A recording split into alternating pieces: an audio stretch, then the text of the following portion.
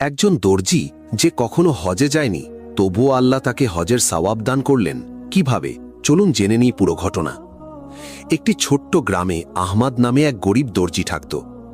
সারাদিন সে কাপড় সেলাই করত, আর সেই আয় দিয়েই তার পরিবার চলত।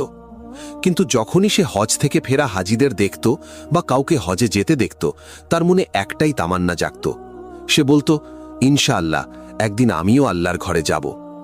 সে দিন রাত পরিশ্রম করত, মানুষের কাপড় সেলাই করত, পাঞ্জাবি শার্ট বানাত, আর যা সামান্য উপার্জন করত তার কিছু দিয়ে সংসার চালাত, আর কিছু চুপি চুপি জমিয়ে রাখত।